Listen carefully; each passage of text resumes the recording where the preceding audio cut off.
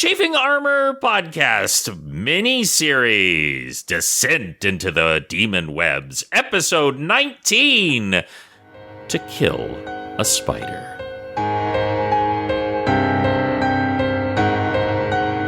Welcome back to the Chafing Armor Podcast. I'm your host and beloved Dungeon Master, Michael Corley, and with me tonight is Lee. Lee, tell us who you will be playing. G'day everybody, my name is Lee and I will be playing Corvus Dragonchoked, the bringer of bomb, I guess. Big bomb, go boom boom. Yes, and also yes. with us tonight is James. James, tell us who you will be playing. Hi everybody, I'm James and I'm playing Gan, a birdie spell scale fighter warlock who is the arrow. Indeed, right in Lolth's next. And speaking of destroying Lolth, we have Riley. Riley, tell us who you will be playing. Hello, I'm Riley, and I'm playing Elenora Dawn, the vengeful Summer Eldrin. And last but not least, we have Dare. Dare, tell us who you will be playing. Howdy, y'all. I am Dare, and I'm playing Gronk of Grumpsh, a cleric of Grumpsh and St. Cuthbert. You can support this podcast at Chafing Armor or at patreon.com/Chafing Armor. We are in the middle of a pitched battle. Let's get right into it. It is very, very awful to see like her the sort of webbing corset chitinous armor just shatters under your arm and flies away. She has this dark spider web dress underneath, and you see the flesh just burn underneath as you flail into her skin. Your hand is literally burning into your skin. When it comes away, there is a Gronk-shaped handprint on her flesh that is glowing slightly from this incredible damage. That this would have killed many people from this single attack, and yet you are of course attacking a god. Yes. Is that your final attack? No, I get two more. And Wow. so he's still holding on to her neck and takes the spear of St. Cuthbert and just drives it overhand down into, to drive it down into her heart. And that is a 19. Does that hit? Total? Yeah, 19 total. Total 19 will not hit. Okay, and third attack, he's going to try and upswing with the butt end of the spear and bludgeon her, and that is a 27. 27 will hit. Okay. And so that's 1d8 plus 8 plus 12. I rolled a 1, so it's 8 plus 12 is 20, so 21 points of damage. 688 points of damage as you smash into her. She actually, for played terms doesn't, but she goes down on one knee under the sheer, because you're just so big, and slam down, and she goes down, and she's holding back with one of her arms against you, looks up at you, and you realized if she was at her full strength, like, she would just atomize you with a glare, but she can't, and you also have the Gaius protecting you. And would you like to say anything, Gronk?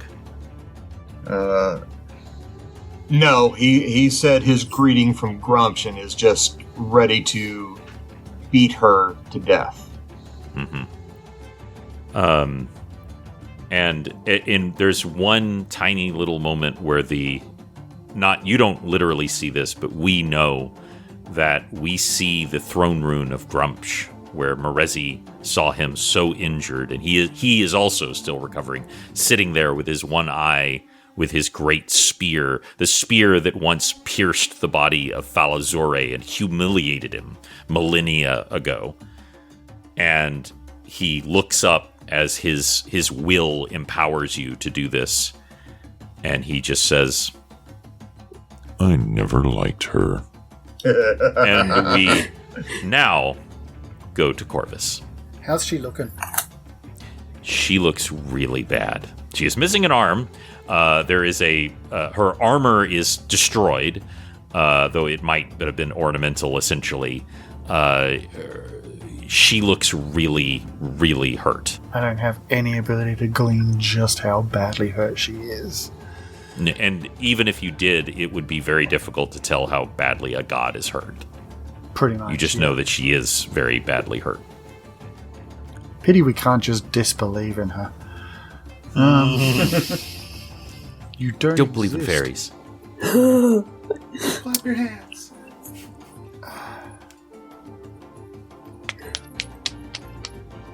Corvus really only has one thing left, but it's don't really want to do it right now. You know what? She's since she's got a bad habit of trying to do this. She may have stopped completely, but who knows? Corvus is just going to cast Fairy Fire on her. Okay. So if she even tries to become invisible again, you could still see her. I mean, is there any resistance to that? I Nope. don't even remember. I didn't Nope. think so. You just code her in Fairy Fire. It's actually a really good move right now, considering she's both cast Darkness and invisibility before. Oh, magical darkness still functions, but invisibility, blur, displacement, etc. You can still see her. She's covered in a What's Riley? What's your character's favorite color? I'm just picking at Orange. random. Orange. Then yeah, it's covered in orange fire, fairy fire. And it's got a citrusy smell. No, just kidding. Sure, why not? It doesn't do anything. It's the antithesis of everything Yeah. Lolth is about. Orange sure. is about summer and beautiful and trees and flowers and everything here is gray and dark, and it's just so not Lolth that it almost hurts her, but not really. But also keeps her from being going invisible. Yeah, that's all I can. Okay. I mean, It yeah, is- I could run in and attack her, but like I just don't have. Actually, does she perceive me? Does she know I'm here? Where she know? Can I sneak attack her? Is what I'm asking. Is she distracted enough that I can do that? Oh, Gronk currently has her by the throat. So Yeah. there's a. Yeah, so that's probably so- not going to happen. Well, as the dungeon master, I would say at this point in the combat it would be very challenging. But if you would like to try, I would allow you to try a sneak attack. You would need to give me a very good stealth roll. Move silently roll. Okay. Gronk should have all of can't- her attention. I can't let these guys do everything. Yes, the boat was good, but like I'm not going to sit on the sidelines. That's just not going to happen. All right, move silently.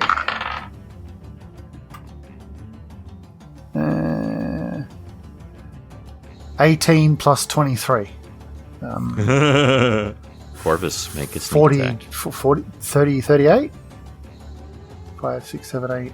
That's Yeah, awesome. that will do it, 38. especially with as distracted as she is. Okay. Make a sneak attack.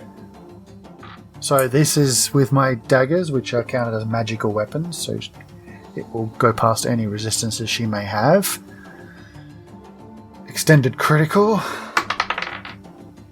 That's an 18, which is in my threat range.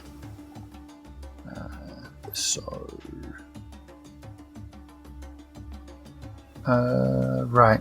Unfortunately, it is still just a dagger. Now, wait, it is magical though, right? Yes, but a dagger still only does 1d4. Oh yeah, Plus- I just checked. plus She's strength, so- immune to non-magical attacks, so Yes, that's check. why I said my dagger is +1, Yeah. so... Right. So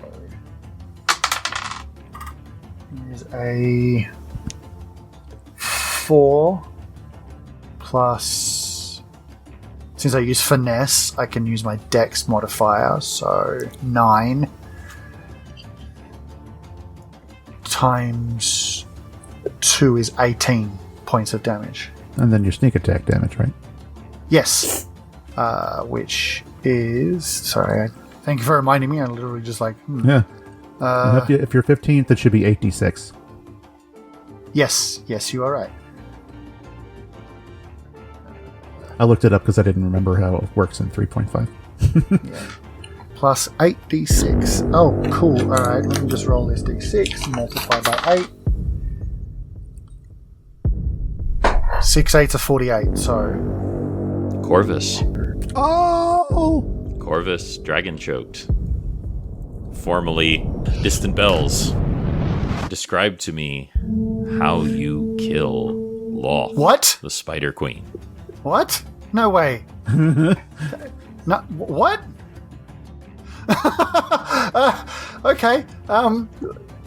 Corvus Remember, just she's kind got of... an X right in her chest. She's got an X. Yeah, I mean, she's taken a lot of damage, but like, this is literally the equivalent of walking up behind a big guy and poking him. Like, that's okay. Corvus just kind of while she's being suspended in midair, or in sort of in midair by the big boy Gronk, and all of this ichor is dragging down from all the damage she's taken in this giant burnt out, bombed out crater area. Corvus just kind of wanders up and is just like, with his dagger at the nearest part. It doesn't matter. He does not expect anything to happen from this. He's just like, I can't sit back on my laurels and let everyone else do all the hard work. Like, it's just, I got to get in there. I've got to do something. So he just kind of runs up behind her and just slashes at the nearest thing. And watches in absolute disbelief as apparently she's dead. Lolth screams as your dagger pierces her chest. Oh, her chest. That's too high. Okay, we can go lower. You want to get through the belly? Let's go with it with one of the spider abdomens. I'm sure that's probably still on the ground at this point. Well, no, she is in drow form, just with 6 arms. Then her foot. 5. Her foot, then I guess. Well, I mean, we can do this. We can do this like that's actually a good point that Deb brought up. Let's go with the thigh, the femoral artery. The rogue would have gone for that anyway. So yeah, your years of finding vulnerabilities, and as I always say, if something's real, it's real. And even though she is incredibly, unimaginably powerful, she still has taken a drow form, and a drow form has an artery, and you have just not nicked, severed that artery, and black ichor just sprays on you, Gronk, as you are just coated in the blood of this god. For the rest of your day, Gronk, you will faintly smell of coppery blood. Always, no matter what you do or wash. And it's not the kind of thing Gronk... Let's be honest, for Gronk, that's an improvement. I mean, it's not that you care, it's just that it is so. Gronk it is just revels so. in that, and as the blood is pumping out all over him, he smiles and continues to squeeze Lolth's throat as tight as possible as his storm giant strength allows. Everything okay at home? No, I have loved your characterization of Gronk. It's really good. Absolutely just, spot on. That's spot on. That's scary. So you all converge around her. Elenora, would you take in any final strike as well? I start slowly peeling off her crown and slicing her hair and just deforming her, because she is no queen. She holds no power anymore, and she is worth nothing and doesn't deserve to, even in death, let her form hold such honor. you find that the crown is actually fused to her scalp, so it is scalping her. Yes, it is bloody work, and she clearly feels every single stroke from your blade. Gan, is there anything that you would like to do? As the light is fading from her eyes, I step forward and whisper to her, Alestrai's will is done. She looks at all of you and she says a single phrase. I believe, are you the only one that speaks Undercommon here, Dare? I'm sorry, James, or does anyone else speak under the language of the Drow? Corvus knows it. Corvus does as well? Okay, so Makes the sense. two of you... Gronk speaks it as well because he deals with slavers. Yeah, that's right. And let's say that you get the gist of it, Elenora, in this moment. Undercommon is just perverted elven anyway, if I recall correct. That's true. That's true. So you're able to pick it out as she falls to her knees. Her arms are beginning to disincorporate. Her face is taking on a skull-like appearance. Somewhere in the distance, Corvus, you're wearing of this cloak and all of your work, you can almost sense this great corpse beginning to appear in the astral plane. And she looks at all of you and smiles cruelly, and she says, "After me, the flood." And she is gone. The only thing left is the crown that you are holding, Elenora. And Put it on. Put it on. And if you put that on right now, you become the ruler of the demon webs. No. So that is the one final thing that I do want to mention. Well, first of all, you would think at this moment that Destiny Seeker would fly into a million pieces, but she doesn't. She turns and runs. Just books it. So my question is, are y'all going to pursue her, or are you going to just let her go? Gronk will fire a searing light bolt at her, right in her back. That is a 31 to hit. That will hit. And so that does 150 points. Fortitude save for half. So I will make a quick save here. She rolls a 2.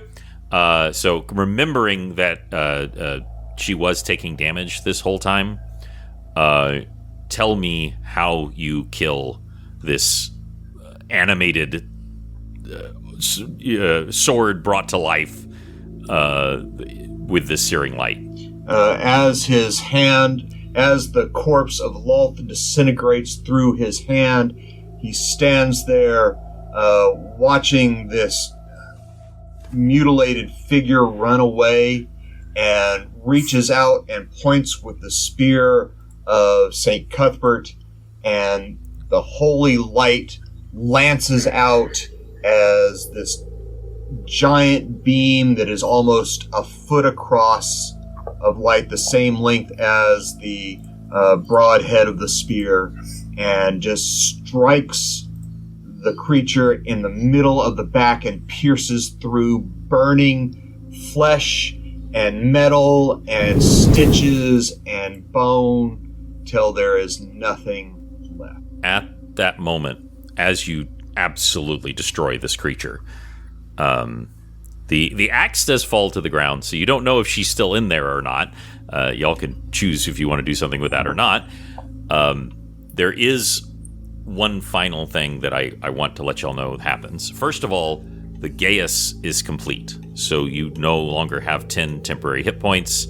You also, obviously with your task being completed, you no longer die if you turn aside. So for all intents and purposes, you are all free from we also the no scales. longer have the protection from the... That is absolutely correct, and you are all uncomfortable at the moment. You are not like burning, like just suddenly catching on fire. You're in but Australia, okay? You're in Australia. There you go. Just Yeah, it's a Tuesday in Australia, exactly. in an Australian summer. There you go. Easy. And so you are all like as you feel that begin to press in upon you. There is also one very important thing you hear, and that is the sound, though your characters would not know it, the sound of a high tension wire snapping.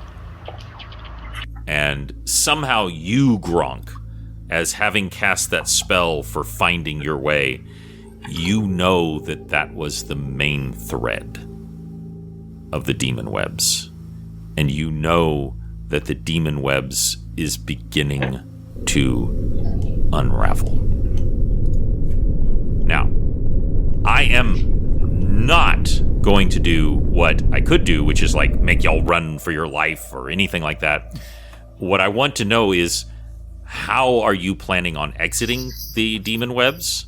And are you going to do anything with these bards who are now free of their thing and are in very bad shape because they are blinded, deafened, and just being injured by being here? Is there anything that y'all want to try to do for these bards? By the way, if y'all decide that there's nothing you can do, that's also fair.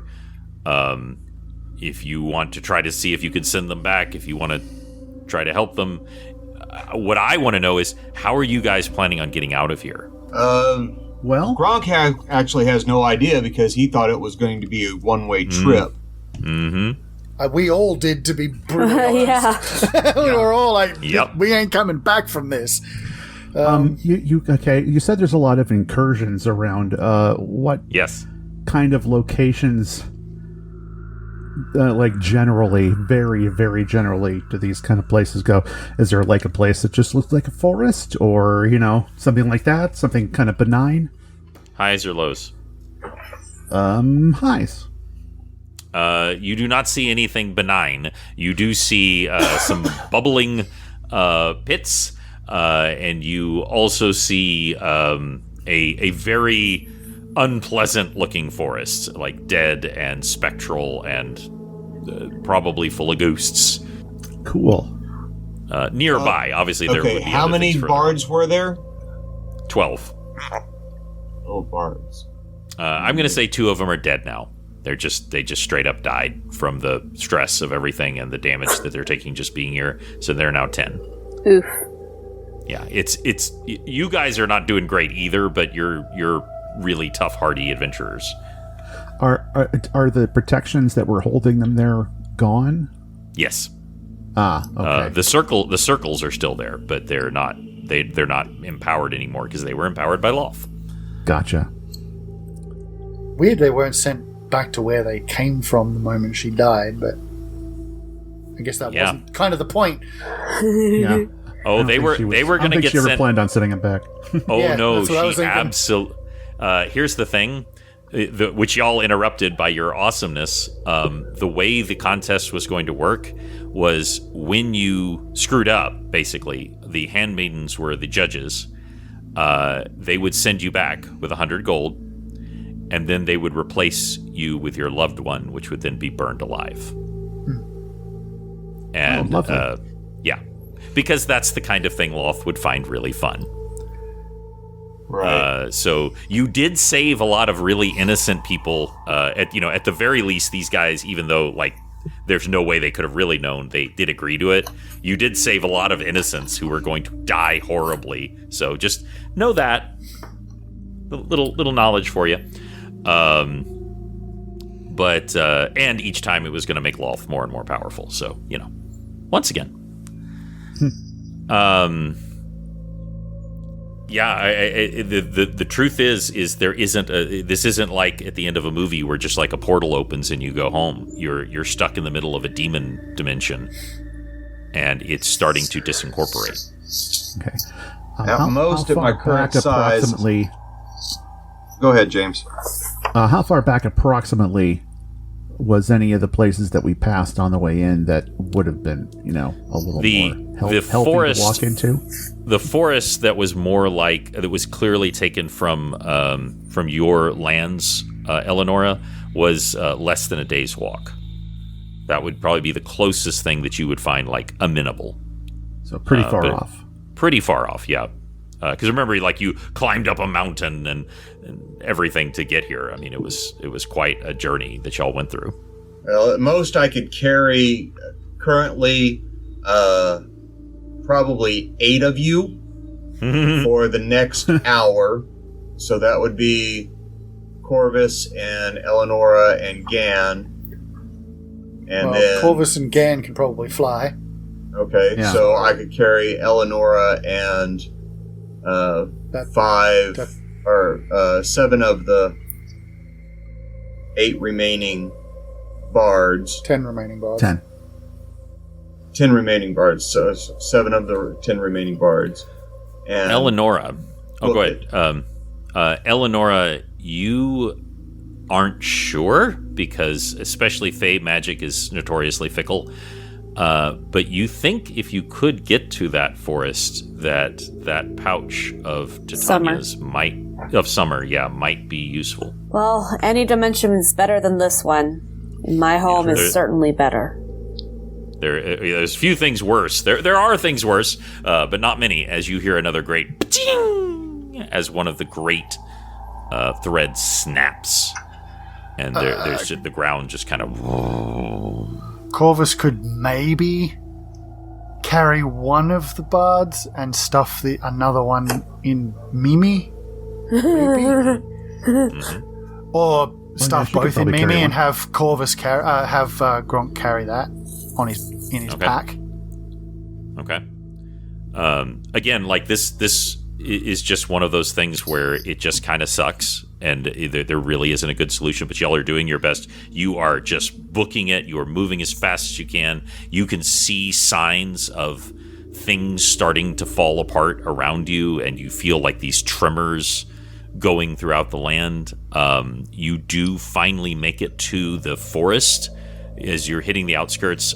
7 of the 10 survive the journey. 3 of them just expire from the toxic nature of the demon webs. All of you are taking damage, but it is relatively minor given your incredible constitutions. As you sorry, make, just go before, please go ahead. I want to take belongings from the dead ones to return to their families if we escape. Okay, that's very thoughtful of you, and you can easily find something identifiable. None of them know each other. And they're all not doing great, because it's basically like being in a toxic environment like this. Just being here is killing them.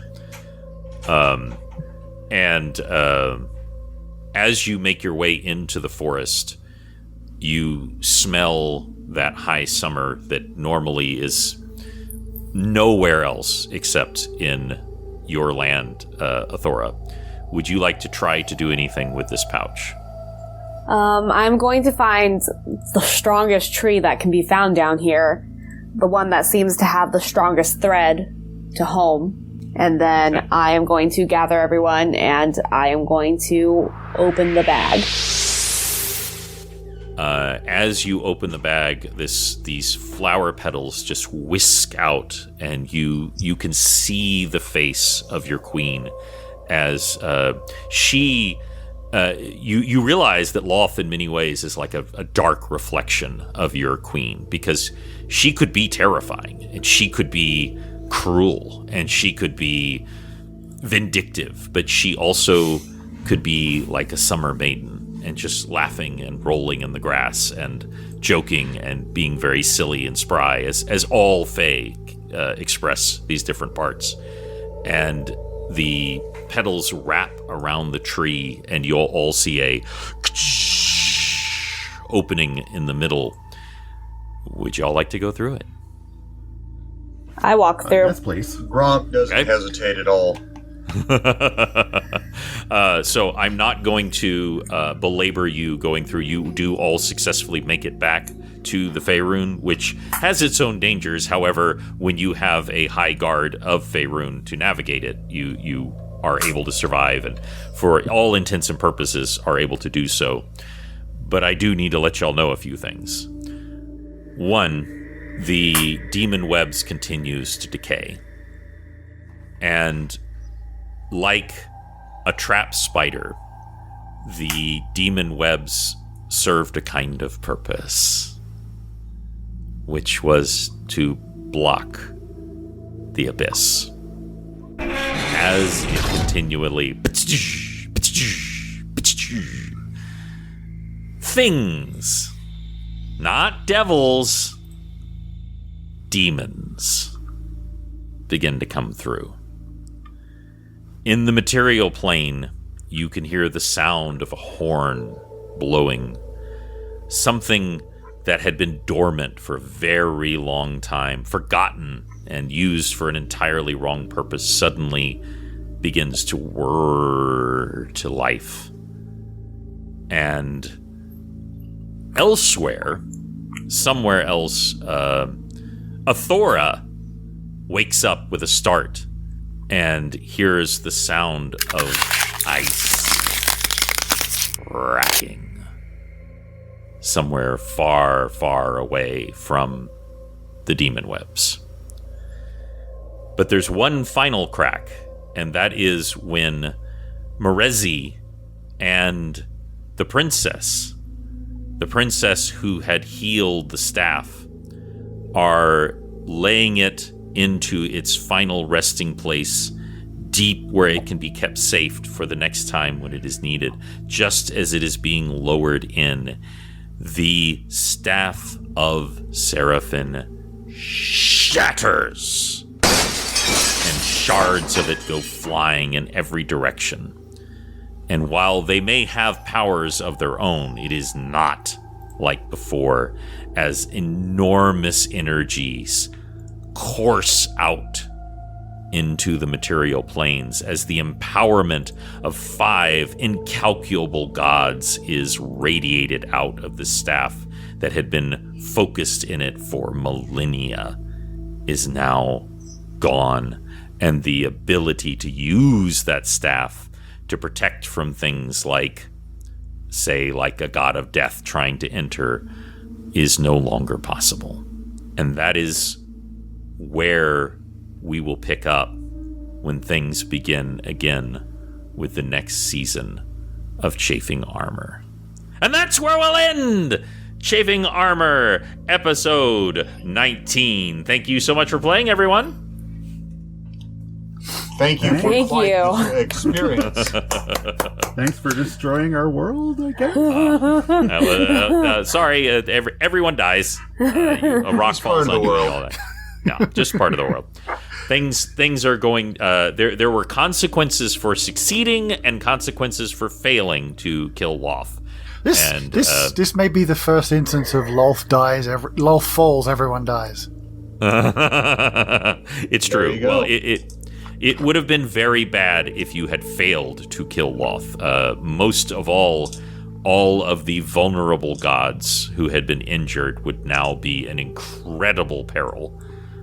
In addition to every exactly, and every god potentially for being destroyed by Lolth. So you did stop all of that from happening, and I would say probably worse. That was probably worse. But let me just say that there are consequences for what you have done, and the natural balance has been badly upended for things that are going forward. So, first of all, thank you all for playing. Thank you for DMing. That was a heck of a ride. Yeah, exactly. As Riley said, that's an incredible ending. That was amazing. Thank you so much. And Dare, can you tell us how we can keep things going by helping to support Chafing Armor? You can find us at patreon.com/chafingarmor, where we have so much extra content for you. We're having new episodes. We have hundreds of reels, literally hundreds of reels by now by our DM. You get to see his acting skills and his cosplay skills, which are amazing. There's art. There is going to be soon, hopefully soon. I'm telling on myself because it's a lot of work to novelize the first chapter of Chafing Armor podcast, but that will be there eventually. And so we have so much more to share with you. You can click on there and support us at either one of the tiers that are available, and it makes us possible to bring you this content by helping out with web fees and equipment fees. So we would love to be able to share more and more with you. Please join us there, here on Discord, and on a podcatcher wherever you subscribe. That is beautiful. Thank you so much, and we appreciate your support. We want to keep this podcast ad-free, and your support on Patreon is the easiest way to do it. Thank you so much. And one more time, thank you all to my wonderful players. Thank you. Thank you. Appreciate it. Thank you for being our DM for so many years. Ever. Well, 2017. 2017, my God. And I want all of the people listening right now to know that this is not ending. This is the end of the mini-series. The next full season of Chafing Armor will be beginning soon. There may be some quick shorts that we'll be doing before then. Hint, hint, with maybe Dare as Dungeon Master. But I'm very, very excited for y'all to see the next season of Chafing Armor. But until then, this will scratch your itch for role-playing. Good night, everybody. Good night. Good night. Take care, everyone.